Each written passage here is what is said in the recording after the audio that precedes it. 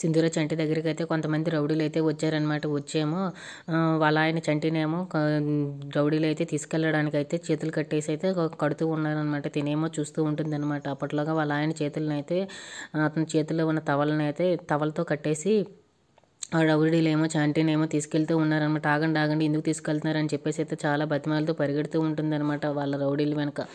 అతనేమో చంటి అమాయకంగా వాళ్ళ వెనక వెళ్ళిపోతూ ఉన్నాడనమాట. బండి మీద వాళ్ళు ఎక్కేసి తిన్నైతే పరిగెట్టుకుంటూ తీసుకెళ్ళిపోయారనమాట.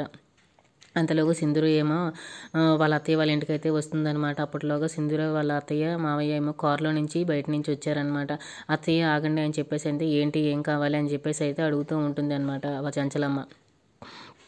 అత్తయ్య మా ఆయన విజయమ్మ వాళ్ళు రౌడీలు అయితే వచ్చి తీసుకెళ్ళిపోయారు అని చెప్పేసి అయితే అంటూ ఉంటుందన్నమాట.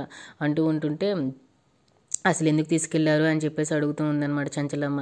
ఎందుకు కానీ 5 లక్షలు అప్పు చేశాడని చెప్పేసి తీసుకెళ్ళిపోయారు అని చెప్పేసి అంటూ ఉంటే అక్కడ ఉన్న వాళ్ళ రౌడీలు ఏమో విజయమ్మ వాళ్ళ ఇంటికి అయితే తీసుకొచ్చి గోడకైతే కట్టేశారనమాట. 2 చేతులు వెనక్కి పెట్టేసి. అయినా 5 లక్షలు అప్పు చేయాల్సిన అవసరం వాడికేం వచ్చింది అని చెప్పేసి అయితే వాళ్ళ నాన్న అడుగుతూ ఉన్నారనమాట. చంటి వాళ్ళ నాన్న. వాడికి అలానే జరగాలే, నీకు తెలియకుండా 5 లక్షలు తీసుకొని ఏం చేశాడో మరి ఏంటో అని చెప్పేసి అయితే చంచలమ్మ చాలా కోపంగా వాళ్ళ కొడుకు మీద అంటూ ఉండిందనమాట.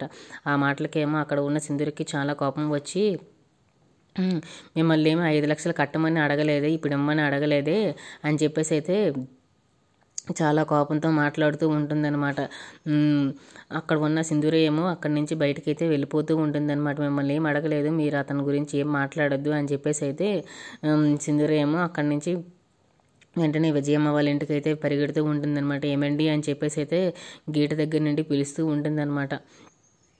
అక్కడైతే కట్లతో కూడిన వాళ్ళ ఆయన చంటినేమో చూస్తూ ఉంటుందన్నమాట. ఏమండి ఏమండి అని చెప్పేసి అయితే దగ్గరికి వస్తుందన్నమాట. అప్పట్లోగా చంటి ఏమో తనని చూస్తూ ఉన్నాడనమాట. సింధూర ఏమో వచ్చేసరికి చాలా బాధపడుతూ ఉంటుంది. ఎందుకు మా ఆయన్ని కట్టేశారు, ఎందువల్ల ఇది అలా అయింది అని చెప్పేసి. If you like this video please like, share, subscribe friends.